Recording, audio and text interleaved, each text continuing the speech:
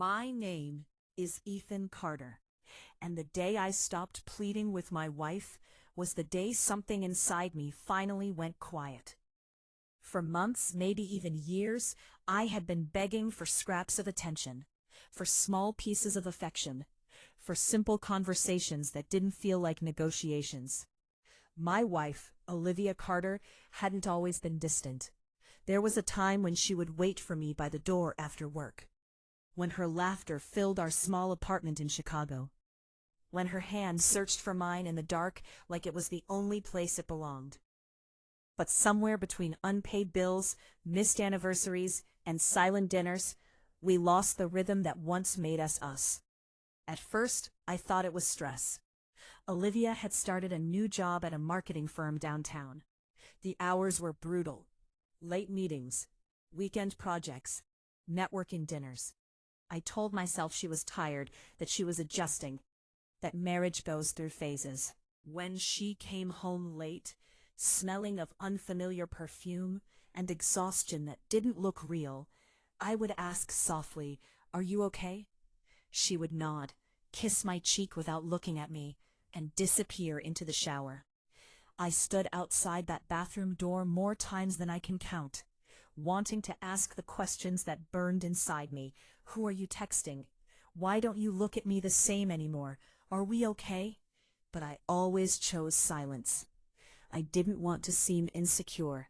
I didn't want to push her further away.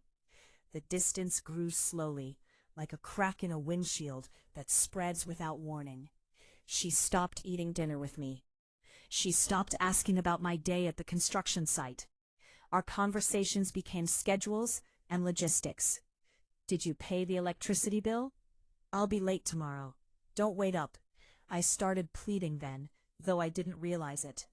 I would ask her to take a weekend off. I would suggest we go to the lake like we used to.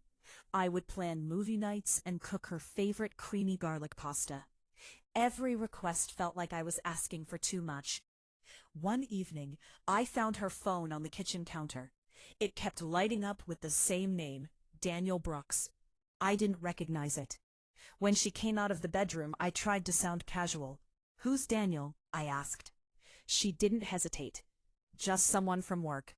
Her tone was calm, too calm, practiced. I nodded like I believed her. That night she turned her back to me in bed. I stared at the ceiling, listening to her phone vibrate softly under her pillow. Each buzz felt like a reminder that I was no longer the center of her world. The messages became more frequent. She changed her password. Notifications were silenced. Smiles I hadn't seen in months appeared only when she was staring at that screen. I tried harder. I left small handwritten notes in her purse that said, "I still choose you." I booked a surprise dinner reservation at her favorite rooftop restaurant. Each gesture was a plea wrapped in romance. Each one was met with a distracted smile and a distant thank you. The truth revealed itself on a rainy Thursday afternoon. Olivia had forgotten her laptop at home and called me in a panic. "Ethan, please, can you bring it to my office? I have a presentation." I drove through heavy traffic, strangely hopeful.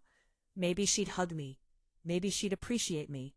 Maybe I'd remind her why she married me. When I reached the building, the receptionist told me she had stepped out for lunch. I decided to wait at the cafe across the street. That's when I saw her. She was sitting by the window, laughing, really laughing, in a way I hadn't seen in years. Across from her sat Daniel Brooks. They weren't doing anything dramatic. No kissing. No holding hands. Just two people leaning toward each other, sharing something private. But the way she looked at him told me everything. It was the look she used to give me. Soft, present, alive. I didn't storm in. I didn't cause a scene. I just stood there in the rain, holding her laptop, feeling something inside me finally break. That night, I asked her directly, "Are you in love with him?" For a moment, she looked shocked, then tired, then honest. She didn't deny it. "I didn't mean for this to happen," she whispered. I let out a hollow laugh, but it did happen. That night, I pleaded more than I ever had before. I asked her to choose us. I reminded her of our vows. I promised to change. I asked what I lacked, what Daniel had that I didn't. Every word that left my mouth made me feel smaller. She said she needed time. But I realized something painful. I was fighting for someone who had already emotionally left. The next morning, I woke up before her. The apartment was silent, heavy with everything unsaid. I looked at Olivia sleeping peacefully and felt something unexpected. Calm. The desperation that had lived in my chest for months was gone. In its place was clarity. Love should not require begging. Loyalty should not need reminders. Respect should not be negotiated. When she woke up, I didn't argue. I didn't raise my voice. I didn't ask for reassurance. I simply said, "I can't keep asking you to love me." She stared at me, waiting for anger. But I felt none. "I deserve someone who chooses me without hesitation," I continued. "And you deserve to follow what you think makes you happy. But I won't stay where I have to compete." For the first time in months, my voice didn't shake. 2 weeks later, Olivia moved out. The apartment felt emptier, but strangely lighter. I expected to feel destroyed. Instead, I felt honest. No more guessing. No more checking her phone when she wasn't looking. No more begging for affection that should have been natural. I started rebuilding. I reconnected with friends I had drifted away from. I joined a gym. I picked up my old guitar and started writing again. Slowly, I began sleeping through the night. Months later, I heard through mutual friends that her relationship with Daniel didn't last. I wasn't surprised. Affairs are built on escape, not foundation. I had stopped measuring my worth by her choices. The day I stopped pleading with my wife wasn't the day I stopped loving her. It was the day I started loving myself. And if you're watching this right now, and you feel like you're constantly begging someone to see your value, remember this. The moment you start pleading for basic love, something fundamental has already shifted. Walking away is not weakness. Sometimes it's the strongest thing you can do. If this story touched your heart, don't forget to like, share, and subscribe to the channel.